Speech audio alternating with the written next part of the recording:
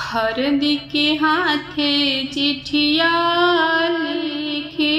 न गोतिया ने मोती न हो सखी हो एक नाहिने वतने नदिया हो नदिया छूटी गईली हो नदिया छूटी गईली नु हो सखी हो एक नाहिने वतनी नदिया रूसी गईली ननद रूसी गईली नु हो मोर पिछुआरिया जाम भैया डेगी चली आमहु डेगी चली आवहु हो ए भैया लोचन पिठाव नदिया हो नदिया हमरो आवसु नदिया हमरो आवसु हो ए भैया नेवता पिठाव नदिया हो नदिया रानी आवसु ननद रानी आवसु हो कर चढ़ल आवेली नदिया आवरू दोइया आवरू दोइया नु हो इललना गोदिया में आवेले भगिनमा देखत निक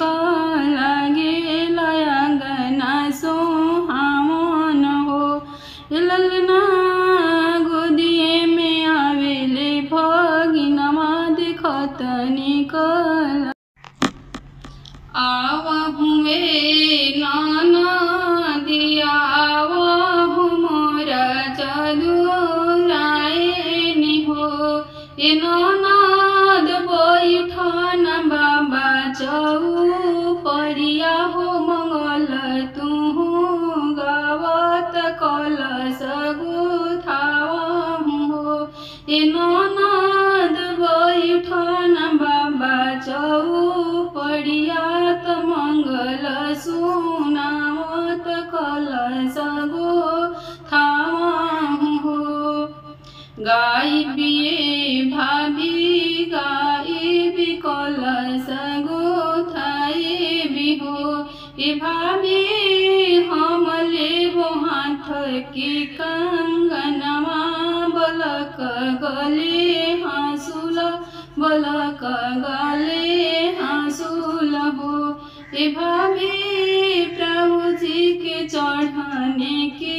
घोड़ावा रहसी घरवा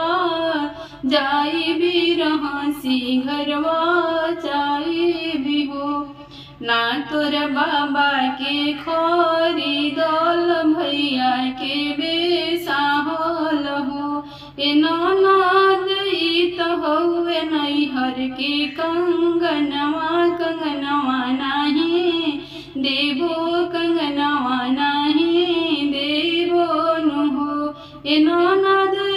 त हउए नैहर के कंगनवा नाही देवो नु हो रोइत जाले नदिया त सुसुकत भगिनवा नु हो इललना हो सहित जाले नाना दोइया भले रे डप टूटल भले रे डप टूटल हो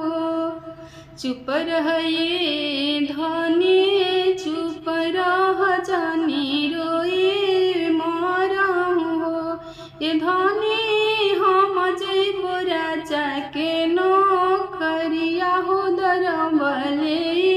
आए भी दरबले आए भी हो तोहरा के लाली चुंदरिया हो बलक गले हाँसुल हो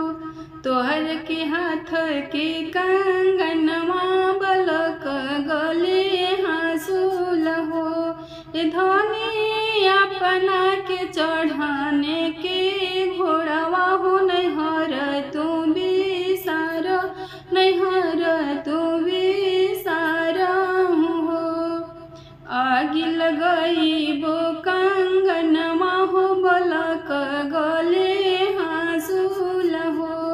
हे प्रभु जी बजर पर चढ़ाने के घोड़वा नहीं हरना भी सारा भी